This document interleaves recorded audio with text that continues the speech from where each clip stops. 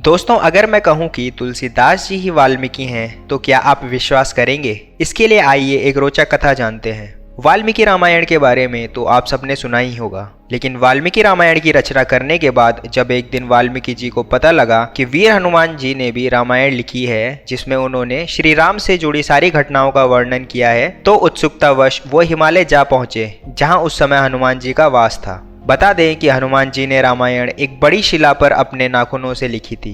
हिमालय पहुंचने के बाद महर्षि वाल्मीकि जी हनुमान जी से मिले और हनुमत रामायण के विषय में पूछा, तो हनुमान जी उन्हें उस स्थान पर ले गए और एक शिला पर उन्हें बिठा दिया जहां से वाल्मीकि जी हनुमान रचित रामायण को बिना कष्ट से पढ़ सके।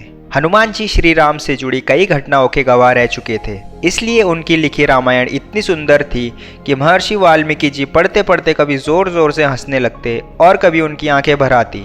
हनुमत रामायण पढ़ के वाल्मीकि जी अभिभूत महसूस कर रहे थे।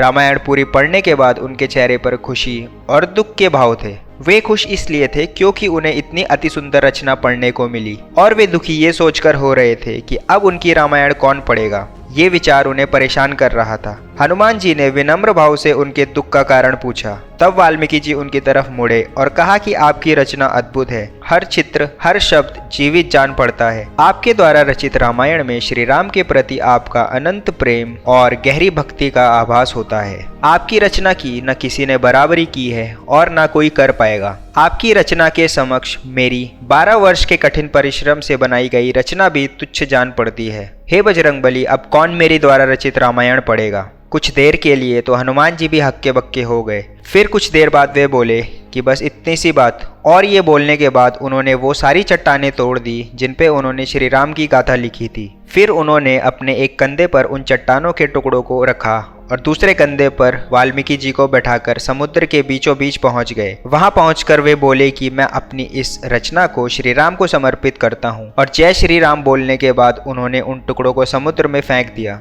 जिससे एक पानी का बड़ा सा गुब्बार उठा और फिर शांति पसर गई। यह सब देखकर वाल्मीकि जी शर्म और अपराध के भाव से अवाक हो गए और वे सोचने लगे कि इतनी सुंदर रचना को बर्बाद करने से अच्छा यही होता कि हनुमान जी उन्हें ही जल में समर्पित कर देते।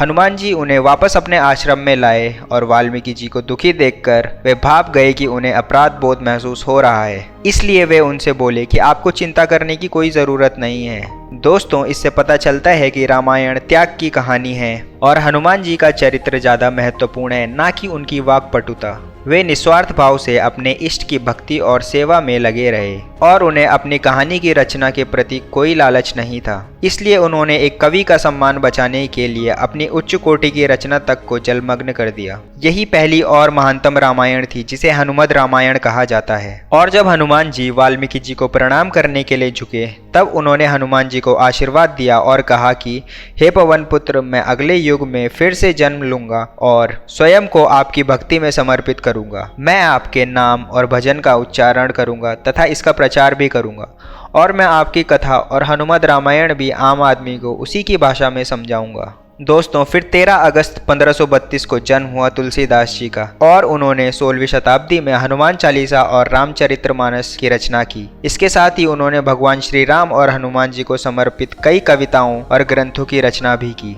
हनुमान चालीसा तो उन्होंने तब लिखी थी जब वे अकबर की जेल में बंद थे। तो दोस्तों, क्या तुलसीदास जी ही महर्षि वाल्मीकि हैं? इस बारे में आपका क्या ख्याल है? कमेंट बॉक्स में ज़रूर लिखें। मिलते हैं अगले वीडियो में, तब तक के लिए नमस्कार।